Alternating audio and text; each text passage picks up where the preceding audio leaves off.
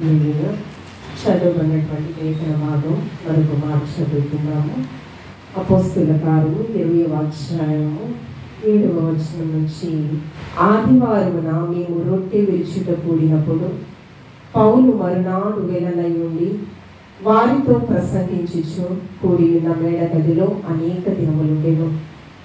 అప్పుడు ఐతుకు అను ఒక యవనస్తుడు కిటికీలో నుండి కూర్చుండి గాఢ నిద్రపోయి పౌలు చాలాసేపు ప్రసంగించుచుండగా నిద్రభారము వలన చోగి 3వ అంతస్తు నుండి క్రింద పడి చనిపోయిన వాడై ఎత్తబడెను.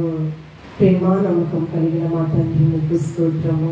వాక్యమైన దేవా, మాతో సూటిగా ముఖాంతరంలో నుంచి మీరు మాట్లాడండి.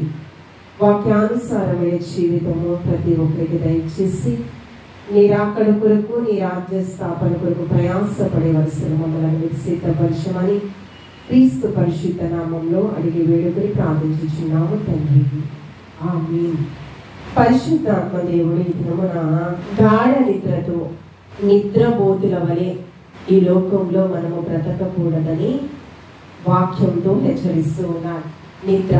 నిద్ర అనేది ఎంత ప్రమాదాలకు దారితీస్తుందో అనేది వాక్యానుసారంగా కొన్ని విషయాలు మనం ధ్యానం చేద్దాం. జ్ఞానిటువంటి సలోమాను గారు ఈ నిద్రంట పస్తు ఉండేలా మనల్ని చేస్తుందంట. చూడండి, సామెతల గ్రంథము 19వ అధ్యాయము 15వ వచనం. సామెతల గ్రంథము, ఒక మైక్ తీసుకున్నామా, తీసిన వాడు వర్ణించడం. 19వ అధ్యాయము 15వ వచనం. సోమరితనము గాఢ నిద్రలో పడవేయును, సోమరివాడు పస్తు పడి ఉండును. ఏమంటున్నాడు? సోమరితనం అంట గాఢ నిద్రలో మనల్ని పడవేస్తుందంట. అంతేకాకుండా పస్తు నుండేలా మనల్ని చేస్తుందంట. అంతేకాకుండా ఇదే సామెతల గ్రంథము 23వ అధ్యాయము 21వ వచనం కూడా చదువుతున్నాం. 23వ అధ్యాయం 21వ వచనం.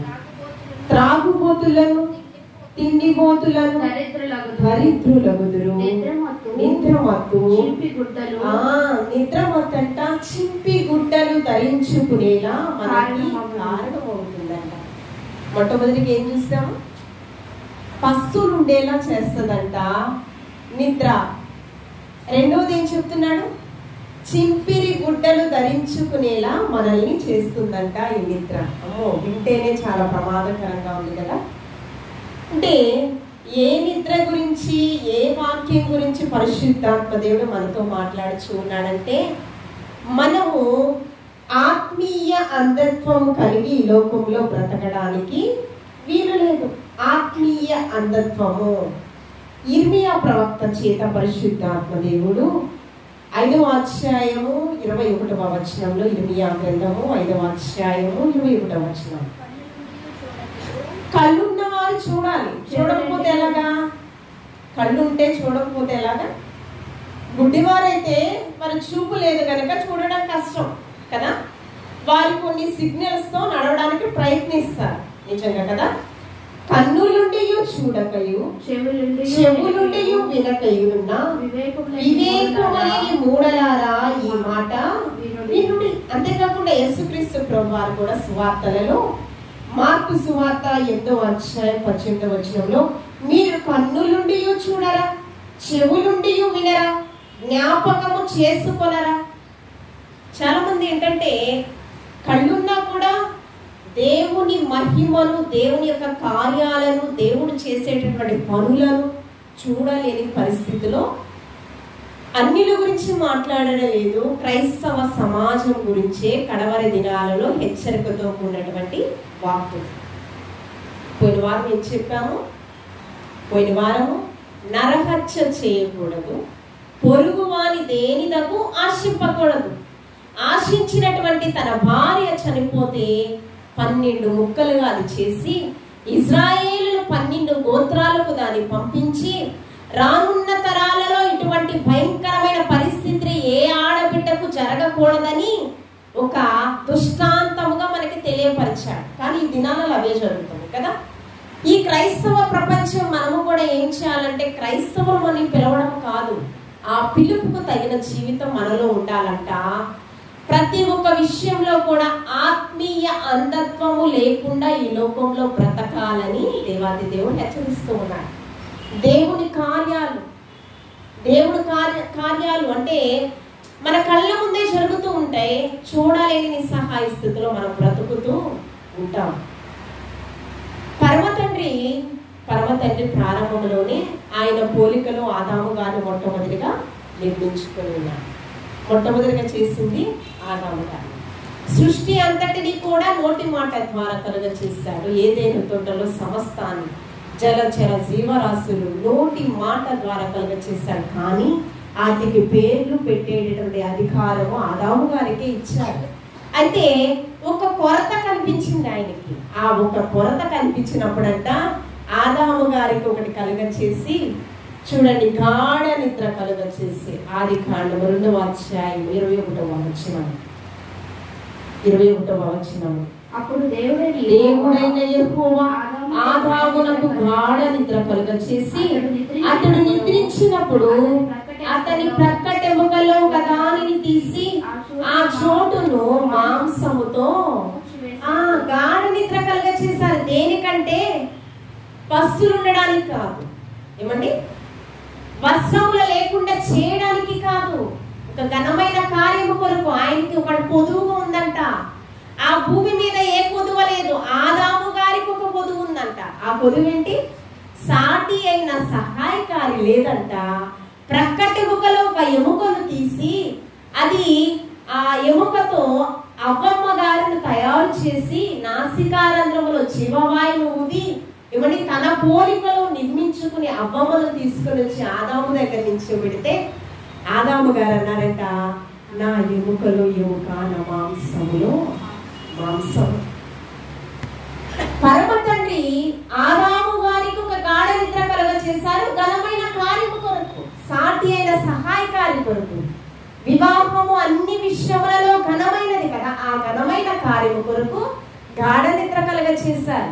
అదే విధంగా యేసుక్రీస్తు ప్రభువారు కూడా ఒక గాఢ నిద్రలో ఉన్నారు. చూడండి లూకా సువార్త, చూడండి మార్కు సువార్త 4వ అధ్యాయము 38వ వచనం. మార్కు సువార్త 4వ అధ్యాయము 38వ వచనం. 4వ అధ్యాయము 38వ వచనం. ఆయన ధోని అమరమున తలగడ మీద తలవాల్చుకుని నిద్రించుచుండెను. వారు ఆయనను లేపి, బోధకుడా, మేము నశించిపోచున్నాము, నీకు చింత లేదా అని ఆయనతో. ఏం చేస్తున్నారంటే యేసుక్రీస్తు ప్రభువారు తలగడ వేసి నిద్రపోచు ఉన్నారంట. ఆ నిద్రపోచు ఉన్నప్పుడంట ఆల్రెడీ సముద్రానికి ఆయన హెచ్చరించాడు, నీవు సముద్రము అలలతో, ఏమండి, విస్తారమైన జల ప్రళయముతో నింపాలి. ఈ ఓడ కూడా మునిగిపోయే విధముగా ఆ సముద్రానికి ఆజ్ఞాపించింది ఎవరంటే యేసుక్రీస్తు ప్రభువారే. యేసుక్రీస్తు ప్రభువారే ఆజ్ఞాపించారు. అలలతో ఓడ కొట్టబడుచు ఉన్నది. ఎక్కడ ఓడ మునిగిపోతుందో అని పేతురు తనతో ఉన్నటువంటి శిష్యులందరూ కూడా భయభ్రాంతులైపోయి, మేము మునిగిపోచు ఉన్నాము, నీకు చింత లేదా అని యేసుక్రీస్తు ప్రభువారు. ఏమండి, చింత యావత్తు నా మీద వేయుడని యేసుక్రీస్తు ప్రభువారు, అమలారా నా నిమిత్తము ఏడవకండి, మీ కొరకు మీ బిడ్డల కొరకు ఏడవండి, ఆయన మరణానికి చేరువయ్యే సమయమందు కూడా పలికారు. ఆయన మన పాప భారం ఏంటి, మన భారాన్నంతటిని ఆయన మోస్తూ ఉన్నాడు. ఆయనకి చింత లేకుండా ఉండడం ఏంటి? చింత పడకుడి అని అనేక వాళ్ళ హెచ్చరిస్తూ ఉన్నాడు. ఈ నిద్ర గురించి పరిశుద్ధాత్మ దేవుడు 152 మార్లు పరిశుద్ధాత్మ దేవుడు పరిశుద్ధ గ్రంథంలో వ్రాయడం జరిగింది. ఈ నిద్ర చాలా ప్రమాదకరమైంది. అక్కడ మనం చూస్తే పరమ తండ్రి గురించి, ఇశ్రాయేలును కాపాడువాడు కునుకడు నిద్రపోడని కీర్తనాకారుడు 121వ సంకీర్తన 4వ వచనంలో. యేసుక్రీస్తు ప్రభువారికి కూడా, ఏమండి, తండ్రి చిత్తము నెరవేర్చుటయే నాకు ఆహారము పానీయమై ఉన్నదని మీరు ఎరుగరా? యేసుక్రీస్తు ప్రభువారు ఎక్కడ కూడా నిద్రావస్థలో లేరు. పరమ తండ్రి పోలికలో ఉన్నటువంటి వ్యక్తి, పరమ ఏకమయ్యున్న దేవాది దేవుడు పరమ తండ్రి ఎలా ఉంటాడంట? ఇశ్రాయేలు ప్రజలను కాపాడువాడు, కునుకువాడు తీయడు, నిద్రను పోడు. మరి యేసుక్రీస్తు ప్రభు వారికి నిద్ర ఎందుకు వస్తుంది? రాదు కదా. ఒక విశ్వాస పరీక్ష. ఇవ్వండి, సమస్తాన్ని సృష్టించిన వాడు, ఆ సముద్రాన్ని సృష్టించింది ఏమండి? పంచభూతాలలో నీటిని సృష్టించింది ఎవరు? పరమ తండ్రి. ఆయన ఆదేశించితే నిమ్మడపడదా? ఏమండి? సమస్తమును నోటి మాట కలుగ చేసిన ఆయనే మనతో ఉన్నాడు, మనకెందుకు బాధ? ఆయన చూసుకుంటాడు అనుకోవచ్చు కదా. కానీ వీరిలో అవిశ్వాసపు ఆలోచన. నీకు చింత లేదా ప్రభువా? ఏమండి? యేసుక్రీస్తు ప్రభువారు నిద్రపోతూ ఉన్నట్లు ఉన్నారు, కానీ నిద్రపోలేదు. దేనికంటే వారి యొక్క విశ్వాసాన్ని పరీక్షించుటకు. యాకోబు గారి కంట నిద్ర కొదువైందంట. యాకోబు గారికి ఏమైంది? నిద్ర కొదువైందంట. చూడండి, ఆది కాండము 31వ అధ్యాయం 40వ వచనం. ఆది కాండము 31వ అధ్యాయం. పగటి ఎండకును రాత్రి మంచుకును నేను క్షీణించిపోతిని, నిద్ర నా కన్నులకు దూరమాయను. ఎవరికి దూరమైందంట? యాకోబు గారికి దూరమైంది. ఎందుకు దూరమైంది? యాకోబు గారికి ఎందుకు దూరమైంది? యాకోబు భార్య పేరు చెప్పండి. అమ్మ నువ్వు చెప్పదు. యాకోబు భార్య పేరు చెప్పండి. తర్వాత అది నేను చెప్పొద్దన్నాను కదా. రాహేలు, లేయా. మనం బైబిల్ స్టడీస్ చేస్తున్నాం కదా. చిన్న చిన్నవి ఇవి పాయింట్స్, సండే స్కూల్ పిల్లలు చెప్పే పాయింట్స్. ఇవి పేర్లు. ఇశ్రాయేలు 12 గోత్రాలు. ఎన్ని గోత్రాలు అంటే 12 గోత్రాలు. మొదటి గోత్రకర్త ఎవరు అంటే అవి వెంటనే మనం చెప్పేయాలి. ఎందుకంటే అవి సండే స్కూల్ పిల్లలు చెప్పే క్వశ్చన్స్ అన్నమాట. ఎవరు? రాహేలు, లేయా కదా. ఈ రాహేలు గురించి రాహేలు గురించి యాకోబు గారు ఏం చేశాడు? కొలువు చేశాడు. యాకోబు ఎవరి కుమారుడు? ఇస్సాకు, రిబ్కా కుమారుడు. యాకోబు కంటే ముందే వాడెవరు? ఏసావు. అవునా? ఏసావు ఏమమ్మి వేశాడు? జ్యేష్ఠత్వపు హక్కును చిక్కుడుగా ఎర్రని కూర కోసము అమ్మి వేశాడు. జ్యేష్ఠత్వపు హక్కు కోసం కదా. హక్కును తీసుకున్నందుకు అన్న ఎక్కడ చంపివేస్తాడో ఏమోనని యాకోబు పారిపోయాడు. ఎక్కడికి పంపించాడు? రిబ్కా తన మేనమామైనటువంటి లాబాను ఇంటికి పంపించింది.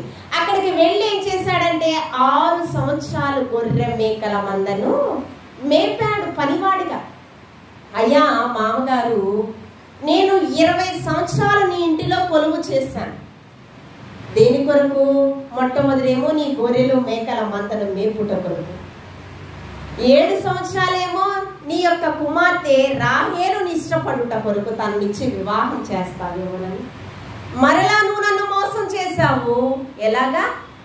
అనేకమైన గొర్రెలు మేకల మంద తప్పిపోయినా ఆ తప్పిపోయిన వానికి శిక్ష నాకు వేసి నాకు జీతం ఎప్పుడు కూడా నువ్వు మంచిగా ఇవ్వలేదయ్యా. ఆ జీతం ఎన్ని మార్లు మార్చావంటే 10 మార్లు నువ్వు మారుస్తూ వచ్చావు. నా కష్టార్జితం నాకు ఇవ్వలేదు నువ్వు. రాహేలు కోసం 7 సంవత్సరాలు నేను కొలువు చేస్తే నువ్వు మోసం చేసి జబ్బు కళ్ళ కుమార్తెను లేయానిచ్చి పెళ్లి చేశావయ్యా అని మరలా రాహేలు కోసం ఎన్నిసార్లు చేశాడు? 7 సంవత్సరాలు. 7 14 ప్లస్ గొర్రెలు మేకల మందను మేపుటకు 20 సంవత్సరాలు వనవాసం చేశానయ్యా. ఆ ప్రక్రియలో ఆయన అనే మాటలు ఏంటంటే 10 మార్లు నా జీతము నీవు మార్చావయ్యా. అంతేకాకుండా ఆయనకి ఏ విధంగా ఉందంట? పగటి ఎండకును రాత్రి మంచుకు నేను క్షీణించిపోతిని, నా కన్నులకు నిద్ర ఎందుకు దూరమైంది? అంత ప్రయాసపడ్డాడు. శక్తికి మించిన కొలది ప్రయాసపడ్డాడు కదా. యాకోబు తన అన్నను మోసం చేసిన దేవుని యొక్క వాగ్దానం తన పట్ల స్థిరపరచబడింది. యెహోవా ద్వారము. ద్వారం అంటే ఈ ద్వారాల గురించి మాట్లాడట్లా. ఈ ద్వారాలు కాదు. ఈ ద్వారాలు చెదలు పట్టేస్తే ఏమేమో పట్టేస్తాయి. కానీ ఆశీర్వాద ద్వారము గురించి ఆయన మాట్లాడుతున్నాడు. మోసగాడుగా ఉండడం అవ్వదు. ఆల్రెడీ ప్రవచనము పెద్దవాడు చిన్నవాడు దాసుడవ్వాలని తన భార్య అయినటువంటి రిబ్కాకు తెలుసు. ఆ ప్రవచనం నెరవేర్చబడాలని ఏం చేసిందండి? గొర్రె బొచ్చును తన యొక్క కుమారుడు, చిన్న కుమారుడికి ధరింపచేసి ఏమండి ఆయనకి ఇష్టమైన వంటలు సిద్ధపరిచి యాకోబుతో పంపించింది. ఎందుకు? ప్రవచనము నెరవేర్చబడాలని. తల్లి ప్రేమ, తండ్రి ప్రేమ స్వార్థం కాదు, ప్రవచనం నెరవేర్చబడాలని రిబ్కా ఆ పని చేసింది. ఏమండి యాకోబు మోసగాడు కాదు, ఇశ్రాయేలుగా మార్చబడాలని, యాకోబు వంశాన్ని ఇశ్రాయేలు గోత్రంలో స్థిరపరిచిన దేవాతి దేవుడు అక్కడ అంటూ ఉన్నాడు. అబ్రహాము దేవుడు, ఇస్సాకు దేవుడు, నేడు నా దేవుడు నాకు కూడా తోడుగా ఉన్నాడు. 41వ వచనం చదవమ్మా. ఇది వరకు నీ ఇంటిలో 20 ఏండ్లు ఉంటిని,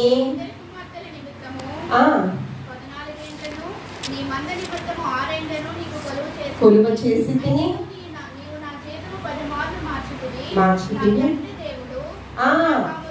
నా తండ్రి దేవుడు, అబ్రహాము దేవుడు,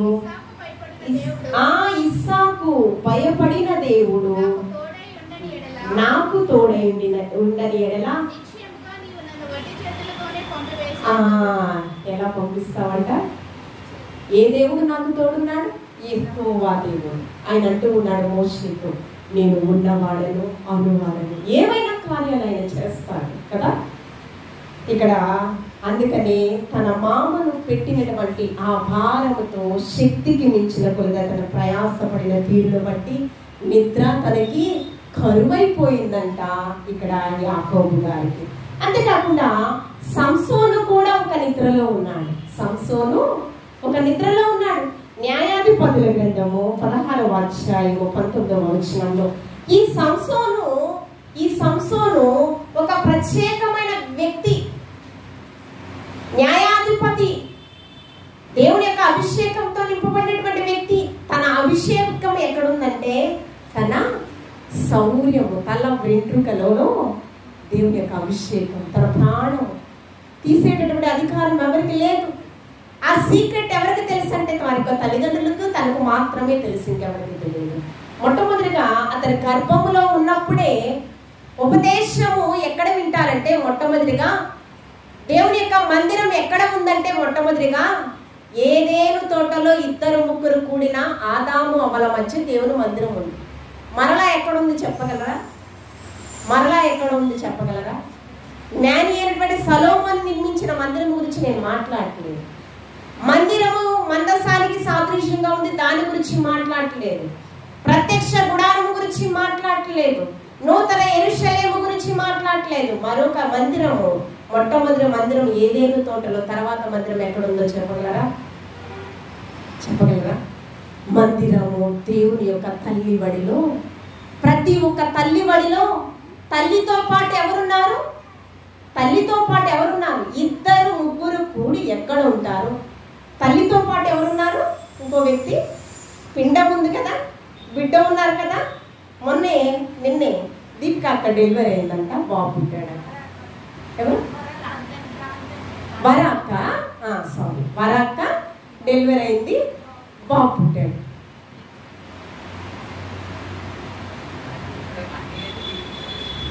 నాకు అన్నీ వినడం పొరపాటేమో, మరి నాకైతే తెలీదు. సరే, బాబు పుట్టాడు కదా. ఆ మందిరం ఎక్కడుంది అంటే కృపగల ఉపదేశము బోధించిందంట బెత్షెబా. జ్ఞానటువంటి స్థలం. ఏ ఉపదేశము? ఎక్కడ బోధించింది? గర్భములోనే ఒక మందిరం ఉంది. 2-3 ఎక్కడున్నారంటే పిండముగా దేవాతి దేవుడు రూపింపబడక మునిపెన్ని స్థితిగతులు ఎరిగి ఉన్న దేవాతి దేవుడు. మందిరం ఎక్కడుంది?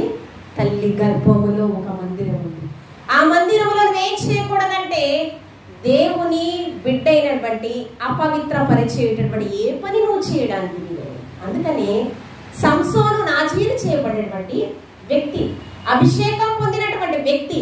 అందుకనే ఆ గర్భంలో ఉన్నటువంటి వ్యక్తిని అపవిత్రపరిచే ఆహారం నువ్వు ఏది కూడా తినకూడదమ్మా అని దేవదూత ఎవరికి చెప్పింది? సంసోను యొక్క తల్లిదండ్రులకు హెచ్చరించింది, నాజీరు చేయబడింది. ద్రాక్షారసమైన ఏమండి మత్తు పానీయ పదార్థములైన, ఆహారమైన, శరీరాన్ని కలుషితం చేసే, అపవిత్రపరిచే ఆహారం ఏది కూడా. ఇదే హెచ్చరిక దేవదూత ద్వారా కుక్కలు కూడా చెప్పారు. ఎవరితో చెప్పగలరా? ఎవరితో చెప్పారు చెప్పగలరా? జకరియా ఎలిజబెత్తో కూడా ఇదే వాక్కు. అనేకులను ప్రభు వైపు ప్రభావితం చేసేటటువంటి వ్యక్తి బాప్తిసం ఇచ్చే యోహాను. ఏమంటే యాజకుడు వృద్ధాప్యంలో ఉన్నాడు, ఇంకా బిడ్డలు లేరు. అయ్యా, నీ ప్రార్థన ధూపం ప్రభు సన్నిధికి చేరింది, నీకు ఒక కుమారుడు పుట్టబోచిన. అతను ఎలా వ్యక్తి అంటే అనేకులను ప్రభు వైపు ప్రభావితం చేసేటటువంటి వ్యక్తి అంట. మొదటి అధ్యాయం లూకాసు వార్త చాలా స్పష్టంగా తెలియపరచున్నాడు. ఇక్కడ ఇంత స్పష్టంగా చెప్పిన దేవుని యొక్క అభిషేకం పొందుకునేటువంటి వ్యక్తిని ఏమండి ఏం చేశాడు?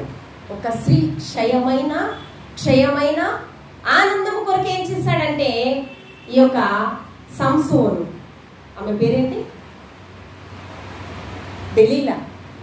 దెలీలా దగ్గర ఆ సీక్రెట్ అంతా కూడా చెప్పేశాడు. చదువమ్మ, ఇప్పుడు నేను చదువుకునేటువంటి వాక్య భాగం న్యాయాధిపతుల గ్రంథము 16వ అధ్యాయం 19వ వచనం. ఏం చేశాడట? గాఢ నిద్రలో ఉన్నాడంట. 16వ అధ్యాయం 19వ వచనం చదువు. తన తల మీద అతనిని నిద్రపుచ్చి ఒక మనుష్యుని పిలిపించి వాని చేత అతని తల మీద 7 జడలను క్షౌరము చేయించి అతని బాధించుటకు మొదలు పెట్టాను.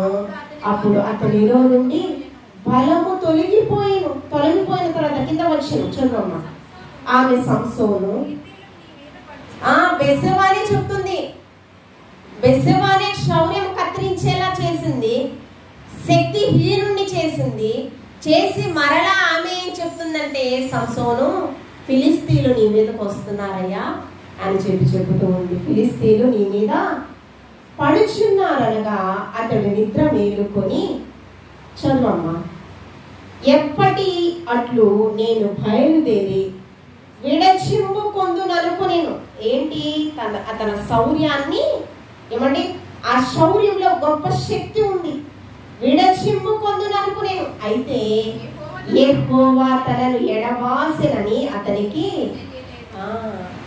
పాపులలో చేరక ప్రత్యేకింపబడినవాడు.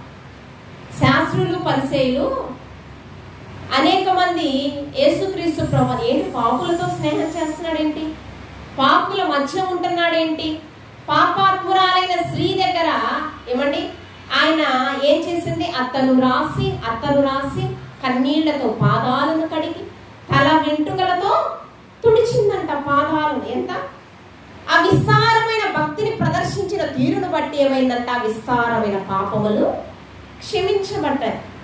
పాపము నాలో పాపమున్నదని ఎవడైనా స్థాపించగలడా అంటూ ఉన్నాడు.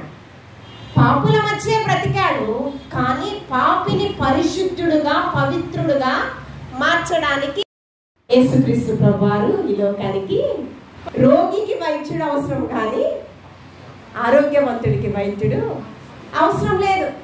ఏ రోగి కొరకు అంటే బీదలను కటాక్షించుట కొరకు హితవత్సరము.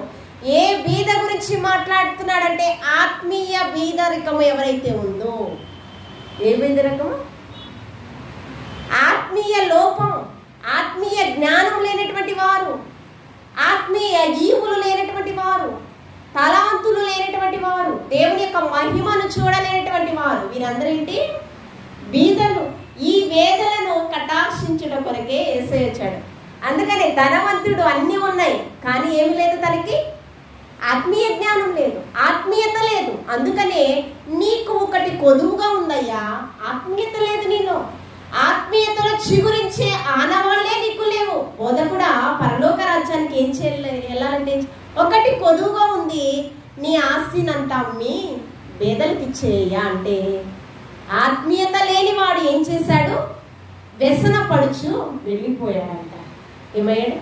ఈ ధనవంతుడు ఎక్కడున్నాడు? పాతాళంలో ఉన్నాడు.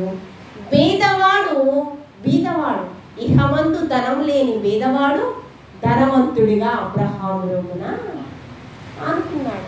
కాబట్టి ఇక్కడ మనం ఆలోచన చేద్దాము. మనకున్నటువంటి శక్తిని, అభిషేకాన్ని మనము ఏమంటే దుర్వినియోగపరుచుకుంటున్నామేమో, మనల్ని మనము ఆత్మ పరిషత్ కళ్ళు కట్టుకునే వచ్చేయమన్నాను. దుర్వినియోగపరుచుకుంటున్నామేమో మళ్ళీ మనము ఆత్మీయ పరిశీలన చేసుకోవాలి. మళ్ళీ మనం నిద్ర వస్తున్నప్పుడు ఎవరితో చెప్పవసరం లేదు, వెంటనే వెళ్ళిపోయి కళ్ళు కడుక్కోవాలి. నేను ఏమో అతిశయంతో చెప్పట్లేదు. నా చిన్నప్పటి నుంచి మా నాన్నగారు సండే స్కూల్లో నడిపించారు అన్ని ప్రార్థనలు. మా నాన్నగారు మీరు చూసారు కదా, మైక్ పట్టుకుంటే చాలా గంభీరం, నాదే అంటే నాకంటే ఎక్కువగా ఉంటుంది ఆయన. ఇప్పటికొచ్చి చర్చిలో ప్రార్థనలు ఎప్పుడు నేను పడుకోలేదు. పాష్ గారు కూడా, అన్నయ్య కూడా చాలాసార్లు అన్నారు, నాకన్నా నిద్ర వస్తుంది నీకు రా అంటే. రాకూడదు దేవుని మందిరంలో. ఎందుకంటే మన అభిషేకాన్ని అపవాది దొంగిలిస్తాడు. అపవాది ఎక్కడున్నాడంట? పరలోకంలోనే ఉన్నాడంట. పరలోకంలో ఉండి మనల్ని వీక్షిస్తూ ఉన్నాడంట. ఎవరు కునుకుపోటు తీస్తున్నారా, ఎవరు శ్రద్ధగా వింటున్నారా అనేది. కాబట్టి మనకు నిద్ర వచ్చినప్పుడు వెంటనే అది కంట్రోల్ చేసుకోవాలని ట్రై చేయడం కాదు, చేసేయాలి. చేసుకోవడానికి ట్రై చేయడం కాదు, చేసేయాలి. అదంతే కదా.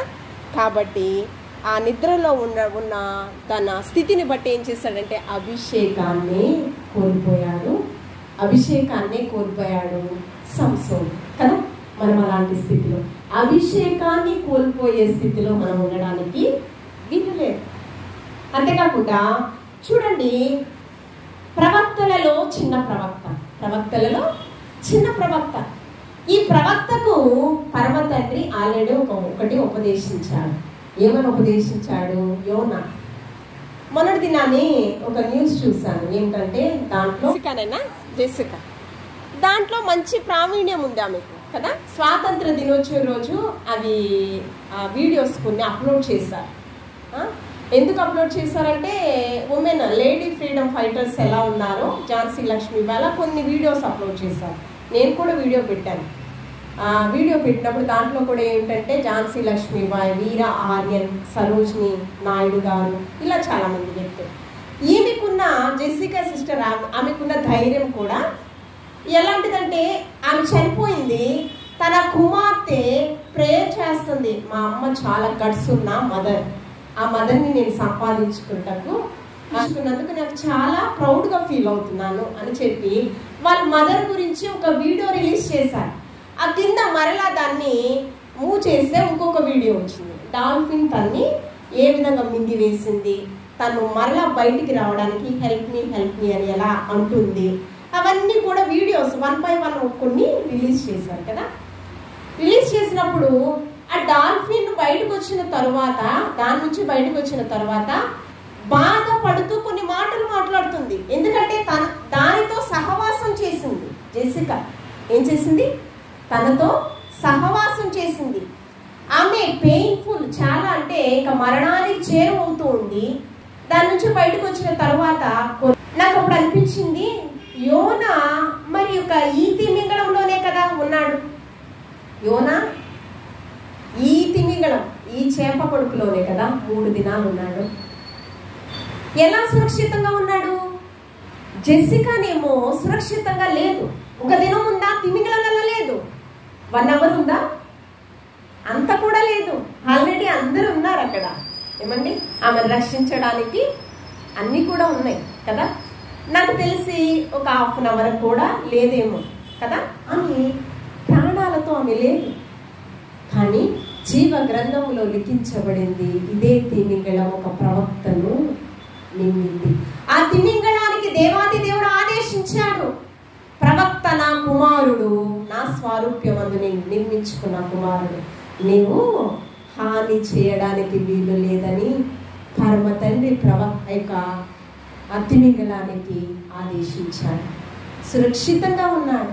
ఏమండి, కానీ దానికంటే ముందుగా ఒకటి హెచ్చరించాడు, నినివే పట్టణానికి మహా ఉగ్రత వస్తుంది, వారి పాప భారం ఎక్కువగా ఉంది, 40 దినాలలో నా మహా ఉగ్రత వస్తుందని వెళ్ళి హెచ్చరించంటే, నినివే పట్టణస్తులంట మూర్ఖులంట, వినే స్వభావం వాళ్ళకి లేదంట. కానీ అక్కడికి వెళ్ళకుండా ఏం చేశాడు? నినివే పట్టణానికి తర్షీషుకు వెళ్ళిపోతున్నాడు. సొంత నిర్ణయం తీసేసుకున్నాడు. వెళ్ళిపోతుంటే అక్కడ ఏమంట, సముద్రానికి ఆదేశించాడంట పరమ తండ్రి. ఏం చేశాడు? సముద్రానికి ఆదేశించాడు. అక్కడేమో ఓడ మునిగిపోసాగిందంట. అందరూ ఏం చేశారు? వారి వారి దేవతలకు ప్రార్థించడం మొదలుపెట్టారు. ఏం చేశారు? ఏడుస్తూ, ఏమంటే కన్నీరు కారుస్తూ లేరు. ఏం చేశారు? వారు ఎవరైతే ఆరాధన చేస్తారో వారి దేవతలను ఆరాధన చేస్తున్నారు. కానీ మన ప్రవక్త అయినటువంటి అభిషేకం పొందుకున్నటువంటి యోనా మాత్రము ఏమండి, అందుకని ఓడ నావికుడు అన్నాడు, ఓయి నిద్రపోత. చూడండి, యోనా గ్రంథము 1వ అధ్యాయం 6వ వచనం. యోనా గ్రంథము 1వ అధ్యాయం 6వ వచనం. అప్పుడు ఓడ నాయకుడు అతని ఎద్దుకు వచ్చి, ఓయి నిద్రపోత, నీకేమి వచ్చినది? లేచి నీ దేవుని ప్రార్థించుము, మనము చావకుండా ఆ దేవుడు మన యందు కనికరించునేమో అనేను. ఎవరు ప్రార్థించమన్నాడు? మేము కొలిచే దేవతలను దేవుళ్ళని ప్రార్థించమని చెప్పలా. నీకే దేవుడు ఉన్నాడో ఆ దేవుడు నువ్వు ప్రార్థన చేయి. నిజ దేవుణ్ణి తెలుసుకున్న ఒక ప్రవక్త సహితము నిద్రావస్థలో ఏమండి నిద్రపోతా యోనా దేవుడి సంకల్పాన్ని విడిచిపెట్టి వెళ్ళిపోతూ ఉన్నాడు. కానీ దేవుడు విడిచిపెట్టలేదని. ఎలాగైనా ఆయన పని ఆయన చేయించుకుంటాడు. సృష్టి అంతా కూడా ఆయన మాటకు లోబడుతుంది. జల చర జీవరాశులు లోబడ్డాయి. సముద్రము మాటకు లోబడింది. పేతురు అక్కడ ఆ సముద్రము ఏమంటే ఆ యొక్క అలలకు ఓడ మునిగిపోతుందేమో అని భయపడ్డాడు. కానీ ఆ సముద్రము కూడా దేవుని యొక్క మాటకు లోబడిందంట. వెంటనే అది నిమ్మళమైందంట. ఇక్కడ కూడా యోనా తిరిగి ప్రార్థన చేసిన తరువాత ప్రార్థన చేస్తూ ఉన్నప్పుడు అతనికి ఒక ఆలోచన వచ్చింది. ఏమిటంటే, ఈ యొక్క పెను తుఫాను నా వలనే వస్తుంది. ఎందుకు ఇలా వస్తుంది ఈ తుఫాన్ అని అనుకుంటూ ఉన్నప్పుడు, నా వల్లే దేవుని చిత్తము మరచిపోయి నేను వేరే ప్రాంతానికి వెళుతున్నాను. నన్ను ఏం చేస్తారు మీరు? నన్ను ఎత్తి ఆ సముద్రంలో మీరు పడవేయండి అని యోనా చెప్పాడు. అంటే ఆయనకి తెలుసు, నా సృష్టికర్త నన్ను ఏ విధంగా అయినా రక్షించుకుంటాడని యోనాకి తెలుసు. కాబట్టి ఆ చేప కడుపులో తిమింగళములో 3 దినాలు సురక్షితంగా ఉన్నాడు. మరలా నినివే పట్టణానికి ఒడ్డుకి చేర్చబడ్డాడు సురక్షితంగా. మరి జెసికా సిస్టర్ ఎంత నాలెడ్జ్ సంపాదించుకుంది, ఆమె మాత్రము ప్రాణాలతో లేదు. దేవునికి అసాధ్యమైనది ఏమీ లేదు. మరణంపై అధికారమే దేవాది దేవునికి. సృష్టిపై అధికారమే కాదు, మరణంపై అధికారం కూడా దేవాది దేవునికి ఉంది. అంతేకాకుండా పరిశుద్ధ గ్రంథములో బుద్ధి కలిగిన కన్యకలు ఏమంటే 10 మంది ఉన్నారు. 10 మంది సిద్ధపాటుతోనే ఉన్నారు. 10 మంది ఏమైంది? 10 మంది సిద్ధపాటుతోనే ఉన్నారు కదా. 10 మంది సిద్ధపాటుతోనే ఉన్నారు. సమర్పణ మాత్రం 5గురిలోనే. పెళ్లి విందుకు 10 మంది సిద్ధపడ్డారు. 10 మందిలో సమర్పణ లేదు. ఎంతమంది? పెళ్లి కుమారుడంట ఆ నిరీక్షణ విశ్వాసముతో వారు ఉన్నారా లేదా, వారి విశ్వాసాన్ని పరీక్షించుటకు కొంత ఆలస్యమైందంట. చూడండి మత్తయి సువార్త 25వ అధ్యాయము. మత్తయి సువార్త 25వ అధ్యాయం 5వ వచనం. 25వ అధ్యాయం 5వ వచనం.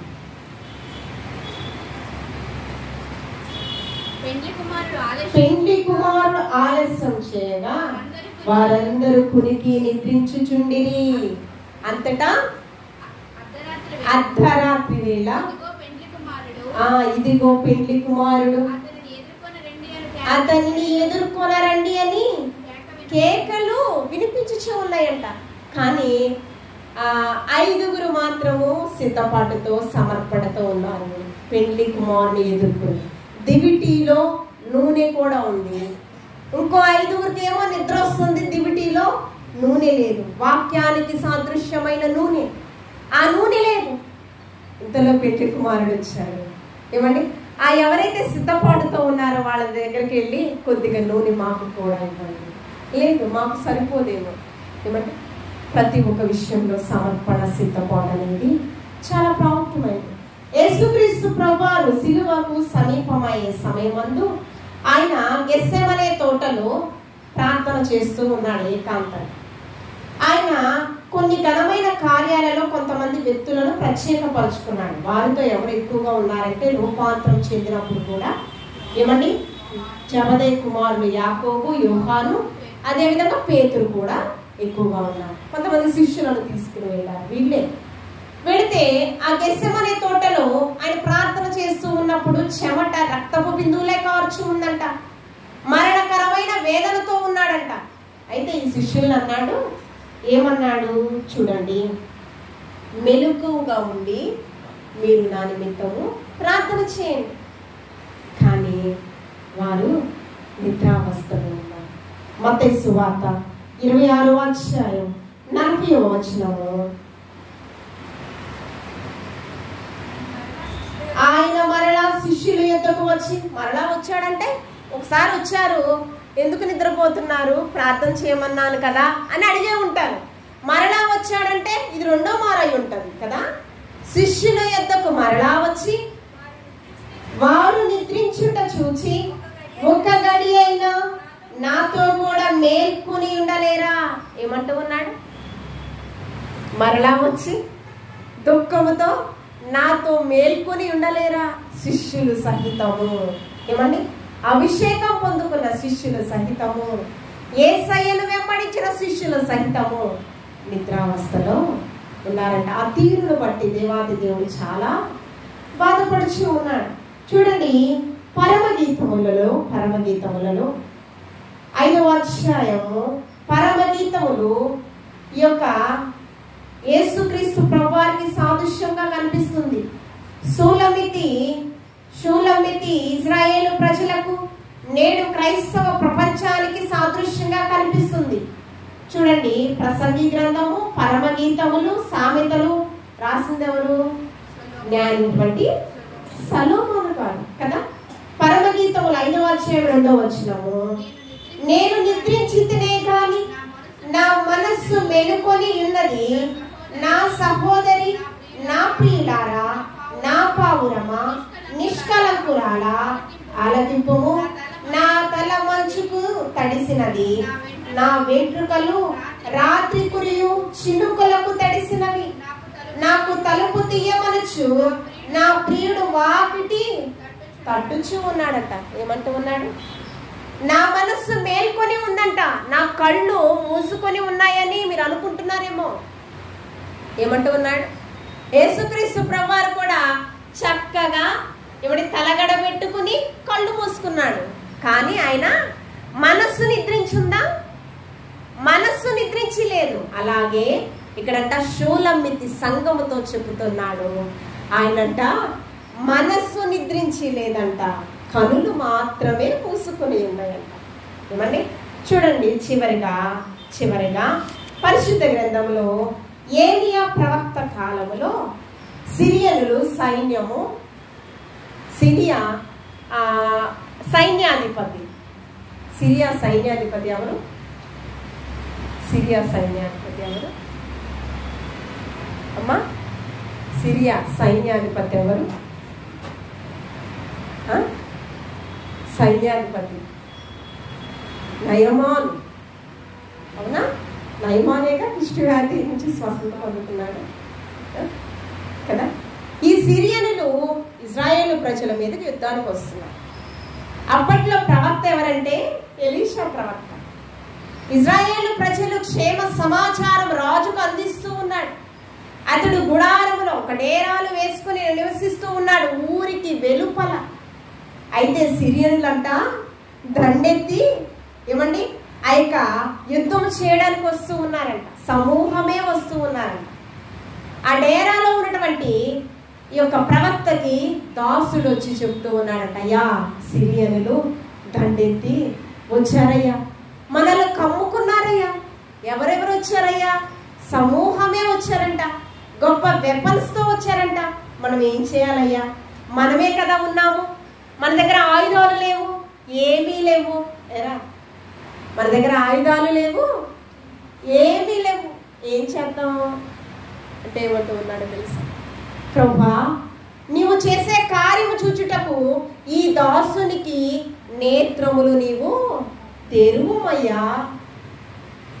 అసలు గుడ్డివాడా దాసుడు? దాసుడు గుడ్డివాడా? కాదు. దేవుని గొప్పతనం తెలిసిన ఇతను ఏమండి ఆత్మీయ అంధత్వముతో అవిశ్వాసపు మాటలు మాట్లాడుచూ ఉన్నాడు. దేవుని ఘనమైన కార్యాలు ఎన్నో చూశాడు. ఈ న్యాయాధిపతే కదా, సిరియనుల న్యాయాధిపతే కదా, కుష్టి వ్యాధిగ్రస్తుడైతే స్వస్థతను పొందుకున్నాడు కదా. ఎన్ని కార్యాలు చేయగలడు? ఏమండి చేయగలడా లేదా? చూడండి వచనం 2వ రాజుల గ్రంథం 6వ అధ్యాయం 15-16 వచనం చదువమ్మా. 6వ అధ్యాయం. దైవజనుడైన అతని పనివాడు పెందలకడ లేచి బయటకు వచ్చినప్పుడు గుర్రములను రథములను గల సైన్యము పట్టణము చుట్టుకొని ఉండెను కనబడెను. అంతటా అతని పనివాడు, అయ్యో నా ఏలినవాడా, మనం ఏమి చేదుమని ఆ దైవజనునితో అనగా, అతడు భయపడవద్దు, మన పక్షముననున్నవారు వారి కంటే అధికులై ఉన్నారని చెప్పి, యెహోవా వీడు చూచున్నట్లు దయచేసి వీని కండ్లను తెరవమని ఎలీషా ప్రార్థన చేయగా, యెహోవా ఆ పనివాని కండ్లను తెరవ చేసెను గనుక వాడు ఎలీషా చుట్టూను పర్వతము అగ్ని రథముల చేత, ఆల్రెడీ సిరియనులు రథములను గుర్రములతోనే సమూహముతో వచ్చారేమో, ఇక్కడ ఎవరు వచ్చినాయి అంట? అగ్ని రథములనే పంపించాడంట దేవాది దేవుడు. అతను చూచినట్లు కన్నులు తెరవచేసి అగ్ని గుర్రముల చేత రథముల చేత నిండి ఉండుట చూచెను. ఆ దండు వారు అతను సమీపించినప్పుడు ఎలీషా ఈ జనులను అంధత్వముతో మొత్తుమని యెహోవాను వేడుకొనగా, ఏ జనులకు? సిరియనులకు అంధత్వముతో మొత్తమని. ఆల్రెడీ దాసునికి కళ్ళు తెరవ చేయమని అంటూ ఉన్నాడు. అతను గుడ్డివాడు కాదు. దాసుడు ఎలీషా ప్రవక్త దగ్గర దాసుడు గుడ్డివాడు కాదు, ఆత్మీయత లోపంతో ఉన్నటువంటి వాడు. ఆత్మీయత లేదంటే ఏదో అవిశ్వాస బీజము చేత అతని మనోనేత్రాలు మూయబడి ఉన్నాయి. దేవుని యొక్క ఆల్రెడీ చదువుకున్నటువంటి వాక్య భాగం ఏంటండి? కన్ను నుండి దేవుని మహిమను చూడరా? కళ్ళున్నాయి కదా, చూడలేకపోతున్నారంటే మీలో అవిశ్వాసపు బీజం ఏదో ఉంది. ఇవ్వండి, అవిశ్వాసపు ఆనవాళ్ళేవో మీలో ఉన్నాయి. కాబట్టి ఆ పొరలు మీరు తొలగించుకోవాలంటే వాక్యంతో విరించాలి, ఉదక స్నానము చేయబడాలి. చివరిగా ఒక వాక్యం లూకాసు వార్త చివరి అధ్యాయము. లూకాసు వార్త ఈ చివరి అధ్యాయంలో ఎమ్మాయి మార్గములో యేసుక్రీస్తు ప్రభువారు మరణాన్ని జయించి మృత్యుంజయుడై తిరిగి లేచిన తరువాత ఎమ్మాయి మార్గములో యేసుక్రీస్తు ప్రభువారు శిలువ శ్రమను చూసినటువంటి 2 వ్యక్తులు నడుచుకుంటూ వెళుతూ ఉన్నారు. 24వ అధ్యాయం 13వ వచనం నుంచి. అయితే 2 వ్యక్తులు నడుచుకుని సంభాషిస్తూ యేసుక్రీస్తు ప్రభువారిని, ఎందుకురా నవ్వుతున్నాం? వాక్యం చూసావా? చూడు మరి, ఏది తీసావా? చదువు మరైతే చదువు.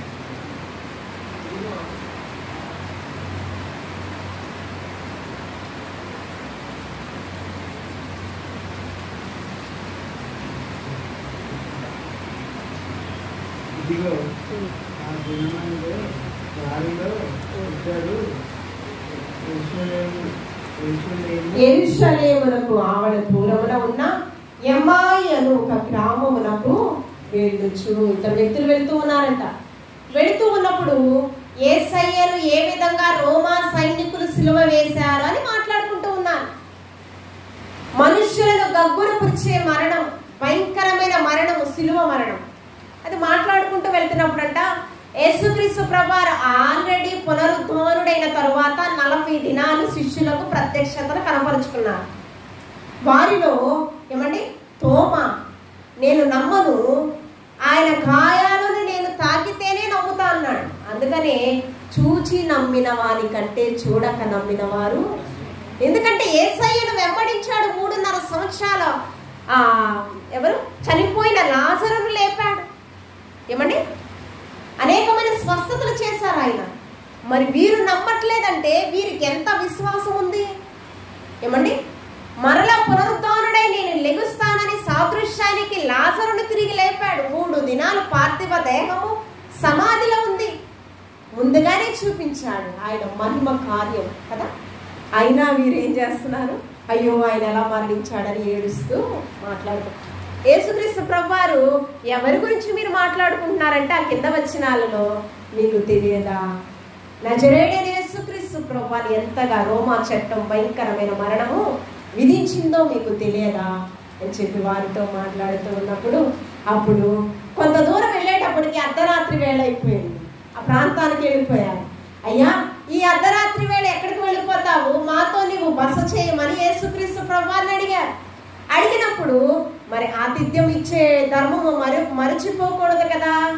ఆయనకి యేసుక్రీస్తు ప్రభువారు రొట్టెను తీసుకుని వచ్చారంట ఆహారం ఇవ్వడానికి. యేసుక్రీస్తు ప్రభువారు ఆకాశం వైపు చూపించి ఏమండి ఆ రొట్టెను చేత పట్టుకుని కృతజ్ఞతాస్తుతులు చెల్లించి ఈ పని ఎప్పుడు చేశారు? శిష్యులతో సిలువ వేయబడే ముందు రోజు చేశారు కదా. శిష్యులతో భోజనం కదా, అది జ్ఞాపకం చేసుకున్నారు. చూడండి ఈ ఒక వాక్య భాగం చదువు మనం తెచ్చుకుందాం. 30వ వచనం చదవమా? 30వ వచనం లూకాసు వార్త 24వ అధ్యాయం 30వ వచనం. ఆయన వారితో కూడా భోజనములకు కూర్చున్నప్పుడు ఒక రొట్టెను పట్టుకుని స్తోత్రము చేసి దానిని విరిచి వారికి పంచి పెట్టగా వారి కన్నులు తెరవబడి ఆయనను గుర్తుపట్టిరి. అంతటా వారికి అదృశ్యుడాయెను. కన్నులు తెరవబడ్డాయి అంటే ఇంతకుముందే గుడ్డోళ్ళ. యేసయ్యతోనే కొన్ని కిలోమీటర్ల దూరం నడిచారు, కానీ ఆయన యేసయ్యాని గుర్తుపట్టలేని అంధత్వంతో మనోనేత్రాలు మూయబడ్డాయి. కానీ ఎప్పుడైతే సూచక క్రియ ఆల్రెడీ శిష్యులకు చూపించాడో, ఏమంటే ప్రభురాత్రి భోజన సంస్కారము, అది మరలా ఆ సూచక క్రియ చేసినప్పుడు వెనువెంటనే యేసుక్రీస్తు ప్రభువారు అప్పుడంట వారి నేత్రములు వెలిగించబడ్డాయంట. యేసుక్రీస్తు ప్రభువారు అదృశ్యుడాయంట. ఎన్ని చూసామండి? నిద్రల గురించి ఎన్ని చూసాము?